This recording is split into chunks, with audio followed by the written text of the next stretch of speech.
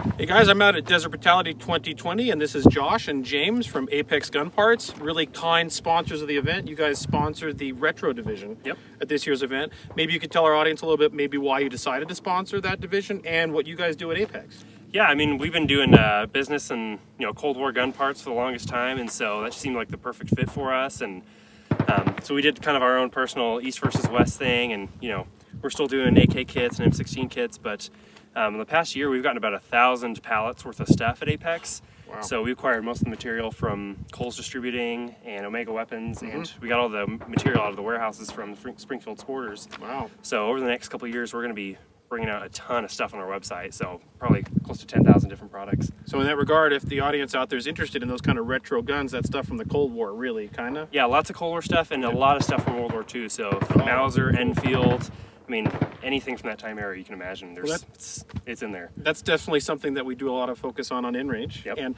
And Desert Brutality, we have divisions like Classic and Retro, which are specifically for that.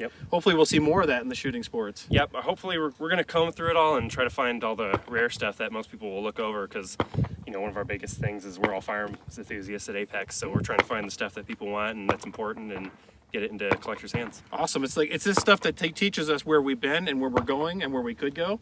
And it's super fun to use this stuff on the clock, in my opinion, even though it's hard, because it teaches you a lot about things that happened and who appreciate the new technology very much. Yeah, absolutely. So guys, thank you for sponsoring the match. I really appreciate it. It's you guys that keep this kind of match alive. If it wasn't for sponsors, couldn't do it. And for helping out our audience get cool retro stuff. Yeah, absolutely. Happy to be here. Appreciate it. Well, this is day one of Desert Brutality 2020 for you, Mike, Bloke On The Range, and you are in the retro division, so you're shooting a Colt SP1 and a Browning high power. Yep. How did it go? Let's start with the day. Let's start with the first stage, the trench assault. That was awesome fun, except we had a magazine issue. Oh, yes, you did. Yes, that was rather unfortunate. First round went off fine, and then it wouldn't go, and it was going click. It didn't actually, because when you loaded up that stage, when you were loading and making ready, I thought I saw you had the round didn't fully go into battery the first time. First time it didn't, so I corrected it. It went in fine. First round went bang, and then it was not going into battery, and there was all sorts of funny business going on. And I thought, well, I'll clear it. It couldn't possibly be the mag, because it's not going into battery. That's something else. Put the thing in. You shouted, dump it. Dump the mag. I was sort of mentally committed to must make things work. Must make work. Yeah. Couldn't make work. Then I dumped it. Went for another mag. I think it was in a pocket. Trying to avoid opening these things, because getting these closed again under time pressure is just not. It's not a thing. Yard sale. Yeah. So one mag for you and mags for everybody. Yes. So what I've done is I've got one spare mag there, one spare mag there, and if I need more, in a pocket. On that note, so this is interesting, before we go on beyond that. So when you even start, the first, at the make ready table, you put the mag in, and when you would chamber out, it didn't work. And you had to futz with it to even go. So here's the thing, you're borrowing this rifle, and originally the division you're in allows 30 round aluminum magazines. And I had a whole bag of nice 30s for you that I knew were all good to go. And I'm like, Mike, you're gonna use these 30s? He goes, no, I want 20s. I'm like, oh. Well, let me dig into the vault. And I opened up my crate, and I'm like, all right, here's 20s, right? And I didn't test them. They were old 20s that had just been laying in this crate. So I put them all in my bag, and I'm like, oh, okay. But what we should have done is the minute that was a problem from the first round, that mag should have come out and gone, bye-bye, and you should have just gone to the next mag. Yeah, I should have done. This rifle is 100% reliable, I can tell you that. But that mag wasn't. No. And after you changed mags, nothing went wrong. Absolutely fine after that. Nope. Oh, and it's jammed. Surprise! Did it really? Yeah. That'll go. You can tell it's metallic. Chamber around. You good? Yeah. Okay. Shooter ready? Stand by. I only saw part of it. I got it.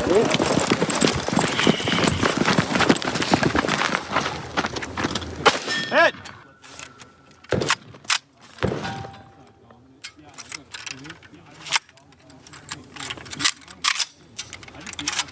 Change mags.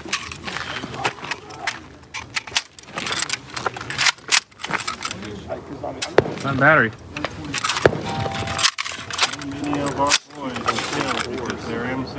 Hit.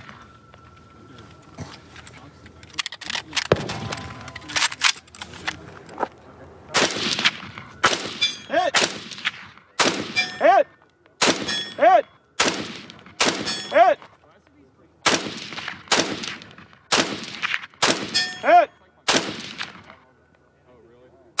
Hit!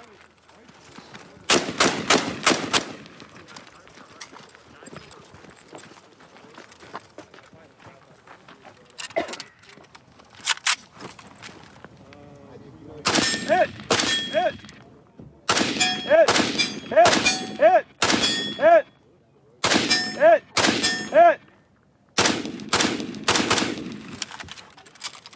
Clear!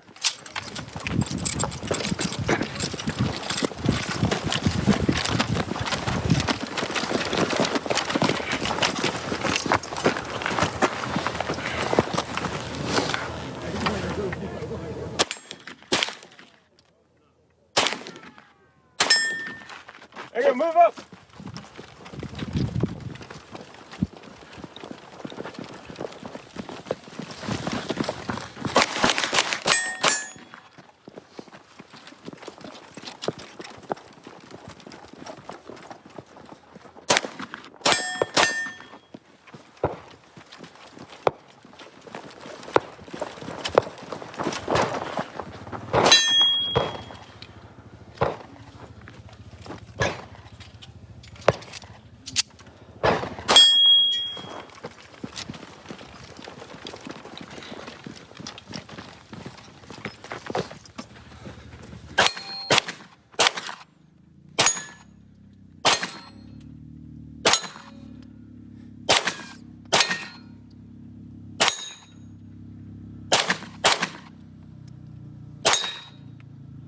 Reload.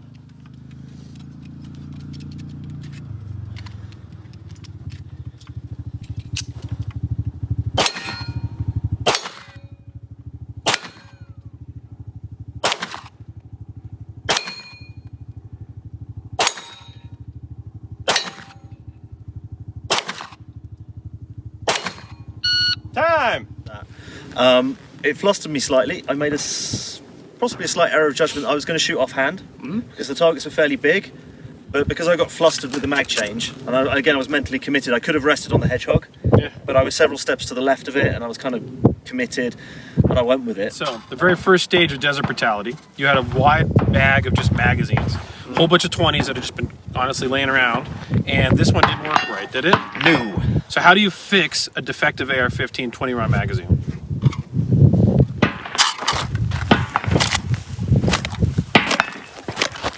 Whoa. Hey, let me fix that for you. Let me see if I can do it even better. Let's see. Get out of here. And after that, it was fine. I brassed up the close targets and went through the pistol thing. Got to the spinner, and 115 grain Winchester. It's got more power factor than you. Yeah. But not a lot more. Nope. And it was fine when I was concentrated, but as soon as I got flustered and missed, and then I had to reload, and because it's kind of slightly muddy and sandy, there'd been a frost, it was slightly damp. Yep. So I sort of retained a mag. They don't drop clear out of a Browning high power because that just wasn't a thing back in the day. Plus it's got a mag safety, which doesn't help. So I ended up changing mags, dropping them in the pocket, and didn't get it over, so it timed out. The thing is, with the spinner, it is all about consistency. Yep. The first challenge is you have to be able to hit a moving target. Yep. And you have to be able to predict where it's going to be when and hit it at the right time to get the most utility out of the impact. And once you can do that once, then the learning curve, the challenge to accomplishing a spinner is you have to do that 5 to 10 times in a row, depending on whether you're alternating top and bottom. Eventually you get to the point where you can shoot the bottom plate twice in the same segment while it's moving backwards, and then it gets, then it goes faster. But you can start out great, and if you lose concentration, it's just all over. That said, this spinner here this year is particularly sticky. And I can say that because actually I even saw Fagan struggle with that spinner. There's something about that spinner's presentation where it is on the bay. Maybe the temperature here and the grease being a little cold, I don't know. That spinner is particularly difficult this year, and Fagan did get it over, but he struggled. And watching him struggle with a spinner is a rare event. I'm glad I didn't see that. That would have been very disheartening. Yeah, I watched it, and he was like, and he had to change mags. Wow. Oh. So that's like, He's never had to do that. I don't think he's ever changed a mag. I think it was the first time. I think he was confused, and it's literally like, where are the outrocks? Like, but that tells you something about that particular spinner presentation. So actually, my first go at a spinner in anger was a prickly hard one. Yeah, and it was a prickly one, as we should was. say. Yeah, Because in Finland, I got the pistol out, but Yep. didn't get to the spinner. Yep. Last night we were testing where the pistol's sighted. I had like half a mag on it. You were just practicing on the wall in your hotel, maybe, like some fire. Okay, excellent. Yeah, so that's that. Should we move on to death by kettlebell? Yeah. Yeah. So the second stage was the Kasarna drill, which for those of you who aren't familiar with it, well, you should be. It is basically is variations on a theme of throw a kettlebell, move to where the kettlebell lands, engage a target, put your rifle down, throw the kettlebell again, and typically about 50 yards of throwing. So you've done this before at Finnish Brutality. With a 44-pound kettlebell. That sounds heavy. But this year it was a little different. Like, you started off, ran 50 yards, Right. shot the pistol, which you had no issue with. No issue at all. Pick up the kettlebell, run back 50 yards, and then start the Kasarna drill. But Yeah. it was different again. And this year it's a 62-pound kettlebell. It is. Which is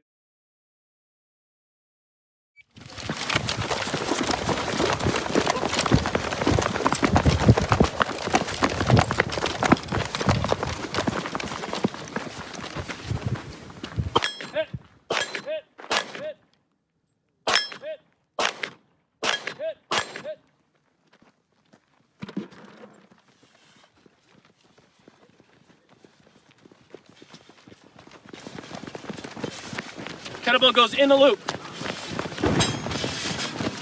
In the loop, in the loop.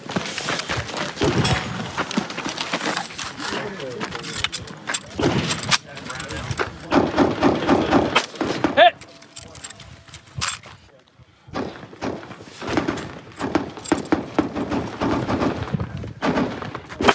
Hit!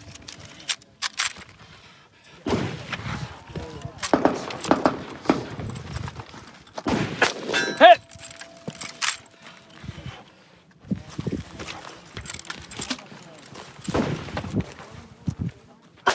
Hit!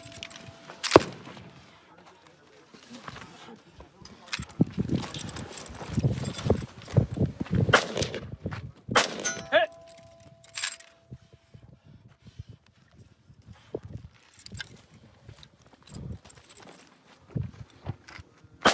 Hit!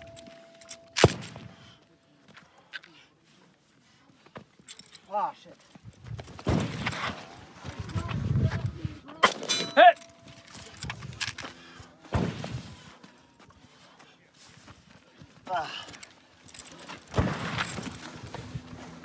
Hit!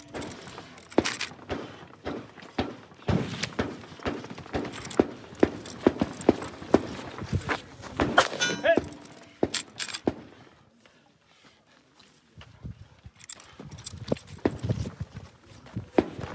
Hit!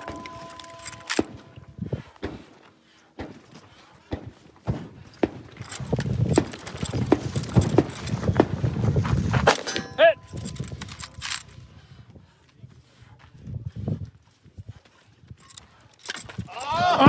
Lucky roll. Hit! Sure, finish. Going to unload and show clear. Pull back, send it home. Click it. And sling it. Time we got, Mark? 150.59. 150.59. Yep.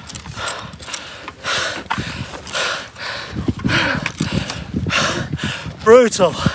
which is what in metric? Was that like 28? Something like that. It's a bit under 30 kilos. Yeah, it's heavy. Yeah. It's legitimately heavy. Yeah. My kettlebell I've been lifting at home was 44 pounds. You're more evil than that. It changes every year. You never know what you're going to get. Yeah.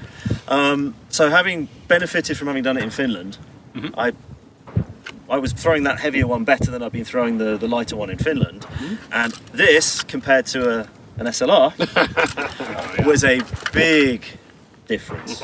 And this year, all the shooting was offhand, and you got the benefit of a nice, lightweight carbine for that. That had to be good. And it's my comfort zone. Okay. Shooting offhand like that. That's right. Yeah. Not my comfort zone is odd positions and kneeling and things like that. But that was great, and calling my shots. So sometimes I was already going to put the rifle down before the RO had shouted hit. Because you knew you had it. Because I knew I had it.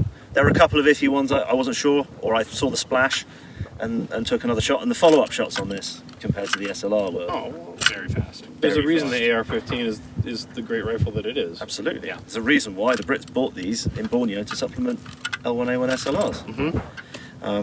It's an awesome bit of kit, and it's super light.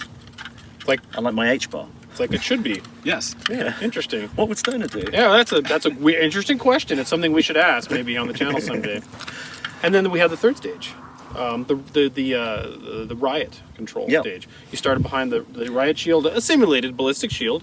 Pistol comes out. You had 5 poppers. Once you neutralize those, if you do, you get rid of the pistol, run down range, and there was an array of tires you had to shoot from on 2 targets between 150 yards as you move forward. So, have you ever shot a pistol in a format like the riot shield? No, never. What do you think? It was interesting. Because how much practice did we get on that and sight pictures? Right, none. Zero. None. Zero. Well, you do when the buzzer goes off. You get time. You get practice per shot fired. You get 180 seconds of sight picture practice time. Yep. Practice cheating. Hey! Hey! Hey! Hey! Hey!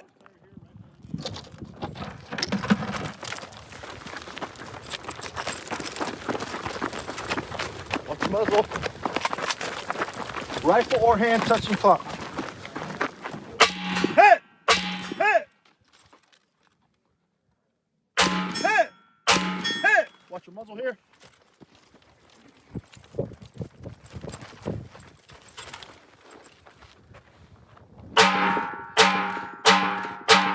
You're hitting the tire. You're hitting the tire. Hey! Hey! Hey! Hey!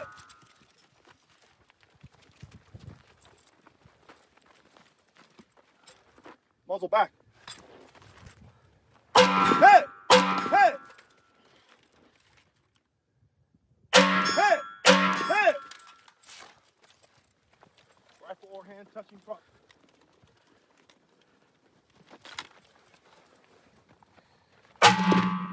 You're hitting tire. Hand touching. Hey! Hey! Hey! Hey! So I went down on the ground with it, knelt so that I could just rest it on its lower edge. Went round. I didn't go full gangster. I sort of looked through the corner of the window. We call that full homie or half homie. Oh, So okay. that's half homie, that's full. Okay, I went a quarter homie, Okay. just enough to bring it in front of my eye and squeezed the trigger and it went ding. Oh, okay. Wow. So, 'cause these are tiny. They're only about that wide. They're really obnoxiously small targets. And I got it in my mind that there were more penalties to be had by not completing the rifle part than by not completing the pistol part. So I got 13 rounds in the mag. If I shoot it to slide lock, I'm just going. Okay. Forget it. I'm not going to reload. Maybe if there was 1 remaining, I'd reload. But plan was, if it goes horribly wrong, just dump the pistol, take the penalties, run. Going to war on one particular target in a match is a bad idea. Yeah. Yep. So I think I fired 2 extra shots. I think I got them down in 7. You possibly did. You did. 8. Nice. Dropped it down. Not as nice as you with your 5. Can I publicly congratulate you for 5 Yeah, for 5? That was impressive. Merci That was beaucoup. awesome. Then over the tyre again. Well, okay, odd position, but shooting supported, kind of comfort zone. Ding ding. Through the tyre. I ended up shooting the tyre. See, you're not the only one, Yeah. but there have been quite a few. Yeah, you did. You had a little bore offset going on. Bore offset going on there, which you have to watch out. Always a thing with ARs. Yeah, on British military ranges where they've got wooden sleepers at the front, they're full of holes. Because if you think this bore offset's bad, try an SA-80. Oh yeah, of course. It's huge. But the RO said, you're hitting the target. My feedback for myself was, I should be hitting. Why is it not going ding? Am I not sight hearing picture, it? Great trigger press. Yeah. Where's the bullet? And then I pushed the muzzle too far forward, so I knew I'd fired extra rounds. And then after the second vertical tyre, I did an administrative reload and got to the last one. And then I have my forearm in contact, so the RO corrected me. And did it in under 100, 90 something. You had a smoking run. Well done. Thank you. You both did, actually. Really good runs. Yeah. That was awesome. I had a lot of And the first stage I was a bit sluggish in my movement, and then from then on I was just like, go for it. It also warmed up over the course. It did as well. We were really chilly this morning. When we got out here this morning, it was 27 degrees. It was below freezing. Which, for you metric folks, is like 2 or 3 degrees below zero, Something like Celsius. But then the sun came up, and it's warmed up, not a lot. Yeah. So what do you think that we're going to get more at the end of this whole thing? But what do you think on your third day of brutality matches? It is awesome. This is how shooting should be. Yes, it is. Because this is physical. It rewards good physicality. It rewards good fundamentals. Yep. And we were discussing earlier, like people say, well, what's the latest go faster technique? Well, do fundamentals fast. Yes, it is. There's no more to it than that. There's no funky handhold or anything that's going to help you if you can't line up your sights and press the trigger. This is true. And with this, I can just go blazingly fast. I mean, not as fast as you were in Finland with that muzzle brake equipped. That thing was, Barrett. yeah, that was awesome. That was a nice rifle. But yeah, compared to the SLR, this is just awesomely fast. Well, I'm glad you like it, because tomorrow you get to do another day of it. 3 more stages tomorrow. So stay tuned for a second video with Mike and from Bloke On The Range at Desert Brutality 2020, where he shoots 3 more stages of brutal stuff in cold, weird desert weather.